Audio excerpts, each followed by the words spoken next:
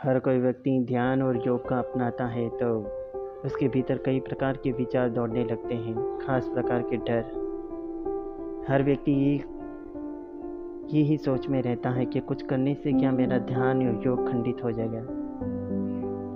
ये एक समस्या बन चुकी है, व्यक्तियों की विचारधारणा बन चुकी है, क्योंकि व्यक्तियों ने ध्यान और योग को ये समझ लिया है कि कुछ करने से या कुछ खा पी लेने से बस तुम्हारा ध्यान और योग खंडित हो जाएगा। नहीं, ये ध्यान और योग की प्रणालिकता नहीं है, क्योंकि ध्यान और योग व्यक्ति के जीवन के बदलाव के लिए होता है, कठोरता के लिए नहीं। इसलिए ध्यान और योग को प्रेम पूर्वक अपनाना चाहिए।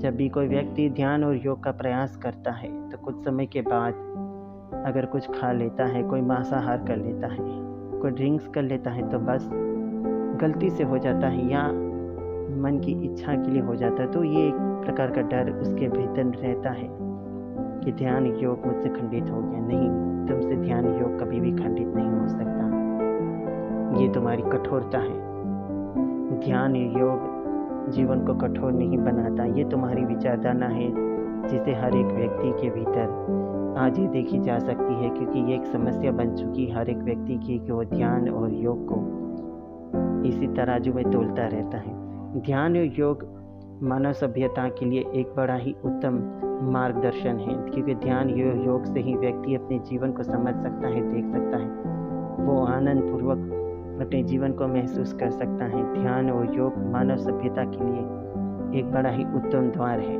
बस तुम्हें इसके प्रयास को आनंद पूर्वक करना चाहिए, ना ही कठोरता पूर्वक, क्योंकि जब भी कोई व्यक्ति ध्यान और योग की शिक्षा प्राप्त करता है या ध्यान योग को अपनाता है तो उसे बड़ी ही कठोरता से ले लेता है। ध्यान योग कठोरता के लिए नहीं होता, ये इस जीवन के लिए है।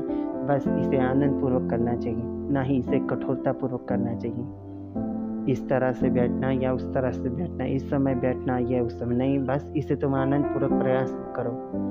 अगर कुछ भी हो जाता है तो तुम इसे ये ना समझो कि बस ये खंडित हो चुका है। ये सारी बकवास भरी बातें होती हैं, ये खाने से या वो खाने से। यहाँ पर जीवन के बदलाव की बातें होनी चाहिए, ना कि कठोर होने की। बस जैसे ही तुम ध्यान और योग को अपने जीवन में अपना लेते हो, उसे आनंद पूर्वक उसके प्रयास से जुड़ जाते हो, तो तुम्हारे जीवन में अपने आप बदलाव आ जाएंगे। बस प्रेम पूर्वक इसे निर्भयता पूर्वक इसे करते रहो, इसके प्रयास से जुड़े रहो। ये तुम्हारे जीवन को बड़े ही अद्भुत, तुम्हारे जीवन को बड़ा ही उत्तम और सक्षम कर देता है।